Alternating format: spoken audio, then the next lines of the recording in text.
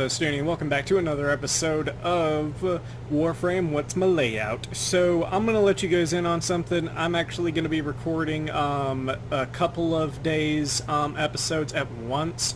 So, if I don't mention previous days' actual questions of the day and some of the feedback from that, that's why. I'll get to it whenever I actually get to more modern videos, but I have other stuff that I want to get back into playing on the channel, so I'm just kind of recording in batches right now since I actually have the time. And another good thing to let you guys in on is that even though we're at the end of the list, I still have more loadouts to show you. Also, I have a mastery rank test that I need to do. I failed it the first time. However, it's not that hard. If you guys want to know which one it is, it's mastery rank 19 to 20, so I'll be mastery rank 20. It's the Arcwing one. It's not that hard. It's just I need to be a tiny bit more careful. Just a tiny bit. But other than that, let's get on with this one. This one's actually going to be pretty fun because today I'm going to show you guys my layout for Nidus. And fashion frame wise, I actually something that was kind of funny is back when I used to play this game a lot more with friends like that actually were like that lived around me and everything like that, is I used to we used to go back and forth talking like the Monarch from hold on, Venture Brothers? Yeah. And we would just joke around, be like, the mightiest of monarchs and stuff like that. And whenever Nidus came out, I decided to give him this Cyandana and make him into the Monarch. I know that the colors don't match up perfectly, but I like it. I enjoy it.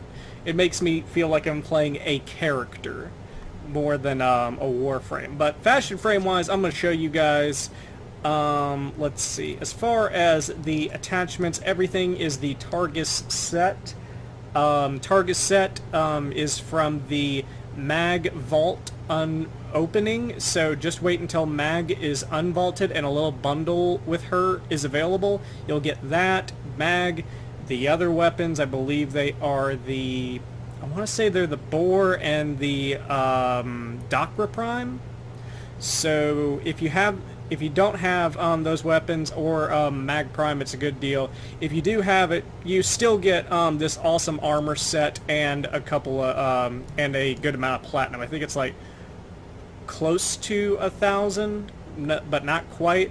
But this armor is definitely worth it. Like I've said on multiple occasions, if you guys have been watching for a little while, this armor goes with everything. It's just like hot sauce, just goes with everything. Alright, yeah, I'm not trying to appeal to all the youth. I love hot sauce on everything. That's good. Alright, so, as far as the Cyandana, a lot of you guys may recognize this one. It is the Sari Cyandana, or the Sari Cyandana. I'm not sure how to pronounce that. But this is from Tenogen. It was actually one of the earliest pieces to actually get voted in. And it is a pretty slick looking Cyandana, I have to say. I enjoy it. I can't really see myself using it on a bunch of Warframes, but this is definitely one of them that it actually fits really well on. Another one I think is the Oberon Premium skin that you can get. Perfect fit for that too. In fact, I'm pretty sure that this is what the maker of it had in mind whenever he was actually making it, was a Cyandana for the premium Oberon skin. But now I'm gonna actually remember to show you guys my mod setup. Right now I actually changed a few things around just before the start of the episodes. That's why I don't have full slots.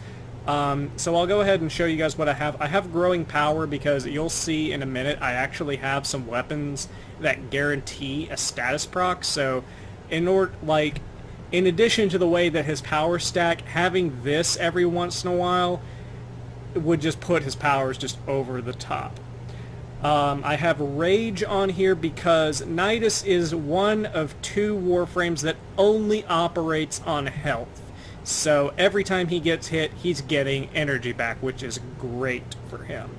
Next, I have Stretch to increase the range of pretty much all of his abilities, really. All of them pretty much benefit from this. Energy, I have Prime Flow. It doesn't get you quite past the 400 mark. Even whenever I upgrade it 2 more times, I think it's barely going to go over it.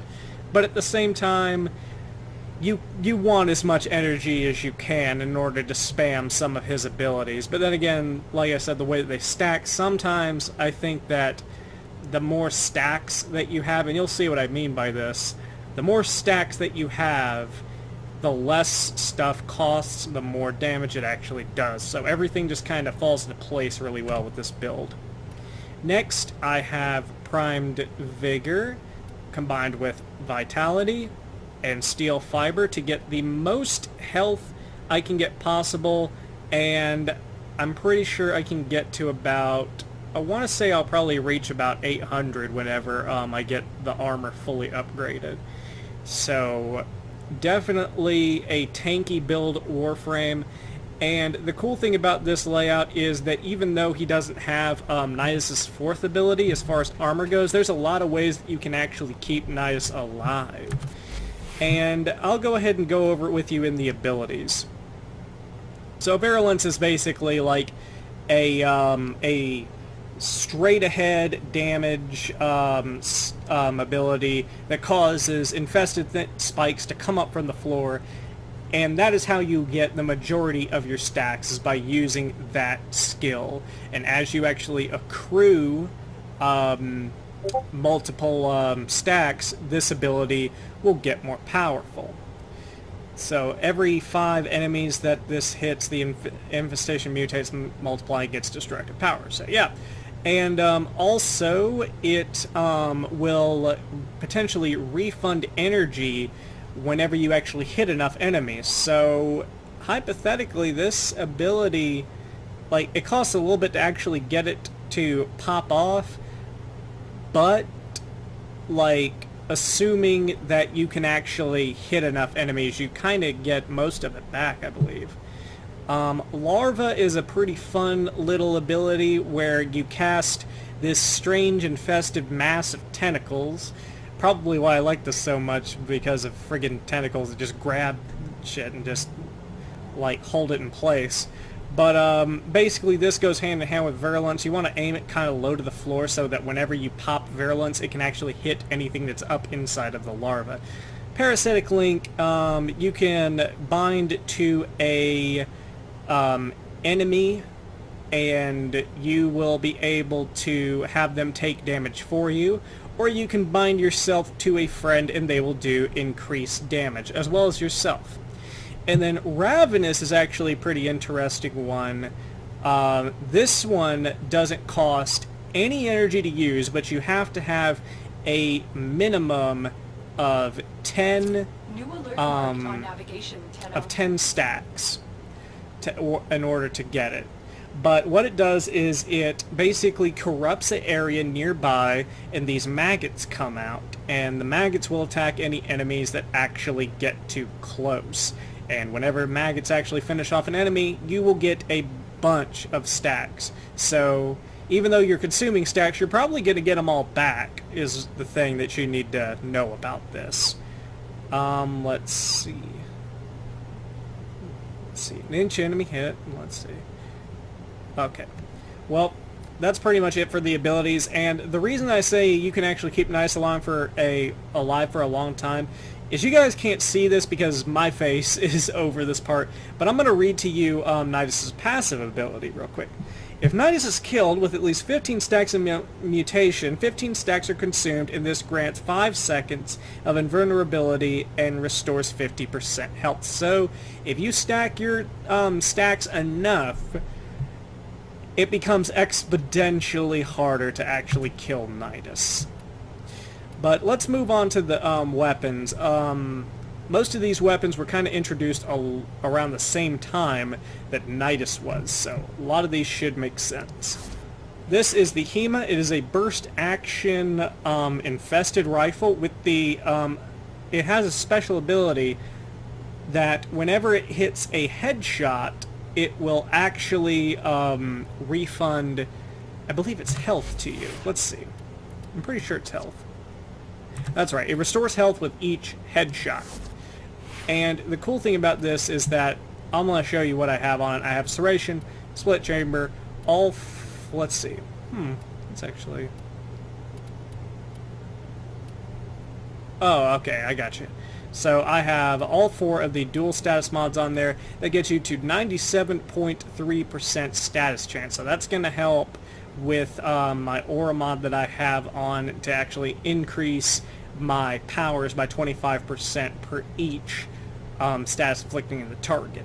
I also decided to put wildfire on there. I'm not sure if I'm actually going to keep that on there though. I may actually go with something else, but this is a full-on elemental weapon. You don't have to worry about increasing slash damage or impact damage or anything like that.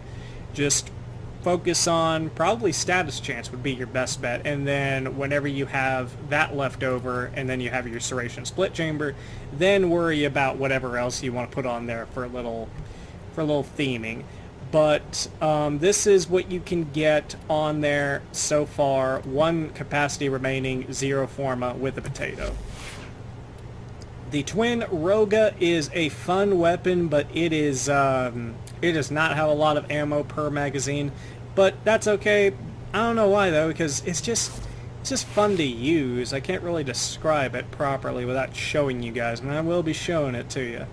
Let's see, as far as mods, I have a little bit of work to do on this one, but I do want to show you something. I have 2 of the dual stat element mods on here, and I'm at 69.4% status chance, so I think what I'm going to do is I'm going to form this slot right here for the puncture damage, and you know what, actually no, I'll probably form one of these 2, and I'll put 1 more over there, so it'll probably put me towards the mid-70s, at least with status chance, and I may even do it with this one too. Actually, hold on.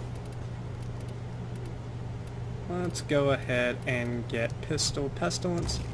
78%. So I think I'll wind up actually going for 1 more, and we'll get into the probably the mid-80s with status chance, and that's good too.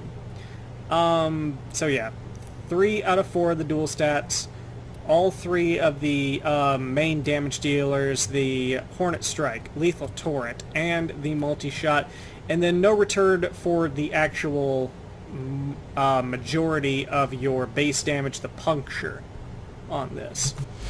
Let's see. Next, I have the Gerudo, and this is actually a pretty cool weapon too, introduced around the same time as the Hemo, and at the same time Nidus. Every time you score a critical hit with this, you actually get some health back, so that is pretty awesome. So I will show you what I have as far as, actually seems to be something a little bit missing about this. Let's see. Steals health with each critical hit. I may actually add a mod to this here pretty soon, but I'll go ahead and show you what I've got. I have, for my stance, I have the Brutal Tide. Let's see. And to be honest, well, yeah, that's all I got. Okay. So I have Brutal Tide, I have Prime Pressure Point, True Steel to get that critical percent chance up, I have Berserker to get that speed up, and I have Blood Rush to actually help me keep my critical chance, and therefore my ability to steal health and proc Berserker up. So it all kind of blends together pretty nicely in my opinion. Alright, Sundering Strike, I got 90% puncture damage, which is the main damage type of this weapon. And then I have 2 elemental mods. I chose Shock and Heat because I just like radiation overall. You guys can choose whatever you want as far as that goes. This weapon doesn't really have that much as far as status goes, so pretty much just goes straight for damage unless you have a Riven mod that drastically changes how this weapon works. But yeah, for today, I'm probably going to show you guys how Nidus fares solo on a defensive mission. Let's see. Alright. And actually, this is kind of different because I'm not going to have much to talk about as far as like the last episode that came out, the one with, the one with Ember in it. And I really did want to talk about that, but I just wound up recording this before I actually put out Ember, just in case you guys are curious as to what order I kind of do things in. Usually I don't. I haven't been doing that for the past couple of days. It's pretty much like episode, question of the day, get answers, do another episode, talk about that, do another question of the day, stuff like that. But yeah, let's get it on. See what Nidus can do. Our position has been compromised. And I was gonna say, I know that Nidus has kind of a all right, let's get to work. Kind of an interesting thing about it, because a lot of people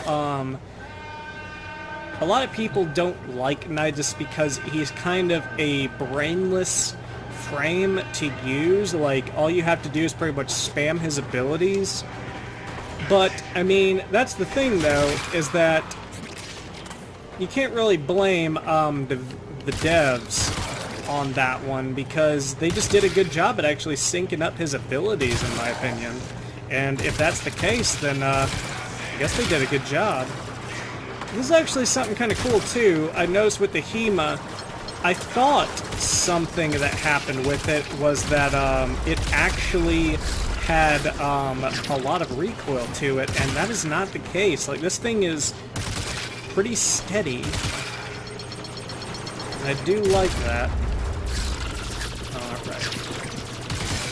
It's not bad at all. Shoot. Alright, so let's see. Get the Twin Roga out. Bam! Shotgun pistol of death.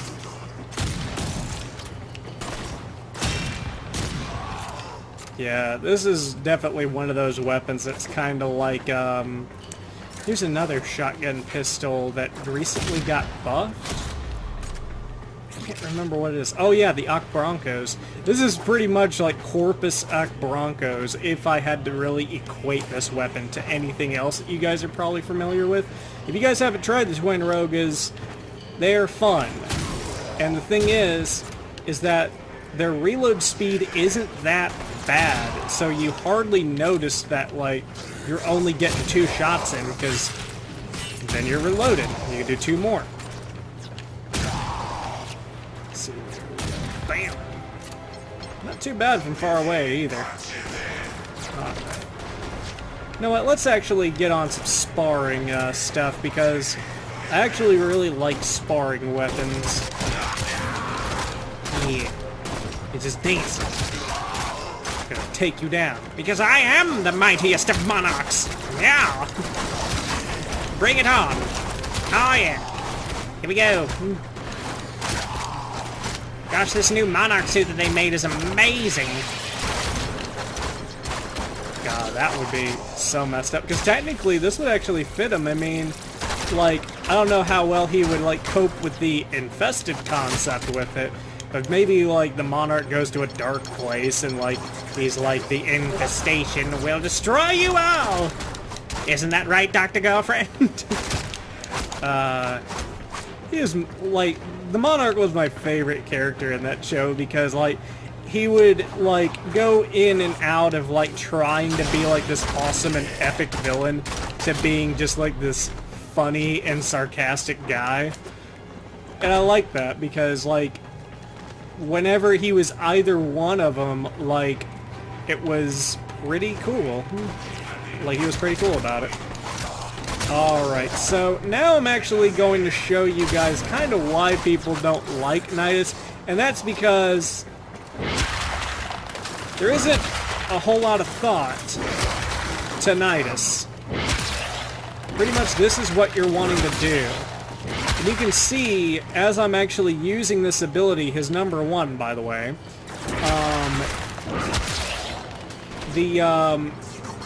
the actual size at the ends of each of these attacks is actually increasing.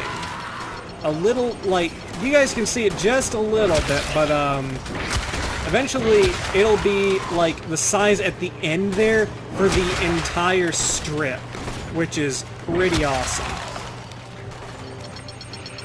so let's go ahead and combo some abilities up. Watch this. There we go. Bam! Bam! And there's one more. Something that's actually kind of cool too about the larva ability is that if the larva ability is still there and you keep on using barrels, that means that something inside of it is still alive. It won't disappear until everything that's in it is dead. So it's kind of a good way to keep track of everything.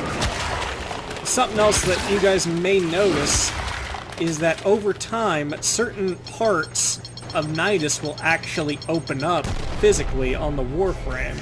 And that is kind of a visual cue of how you can keep track of just how far his infestation has gone. And it's actually kind of cool because whenever you hit wave 10, his helmet, whichever one you have, will open up.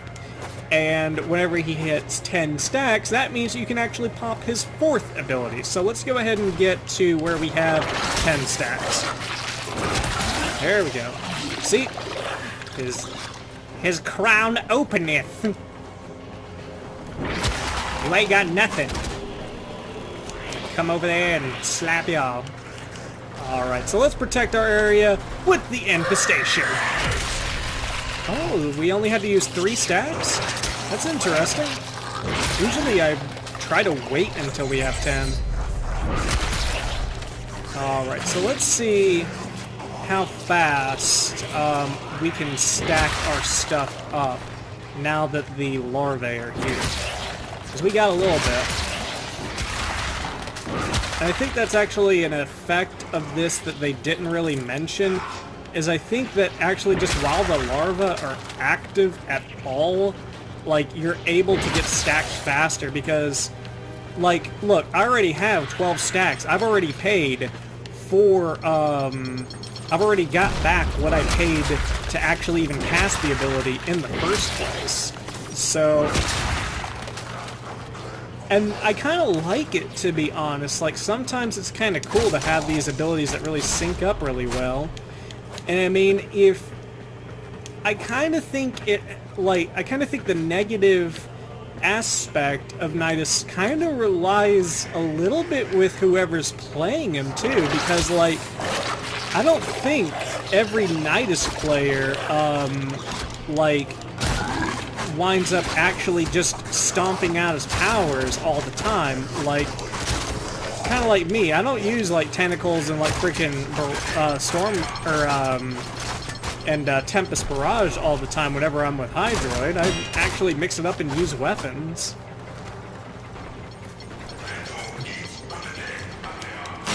Kind of like I'm actually going out now and I'm wanting to actually punch stuff in the face.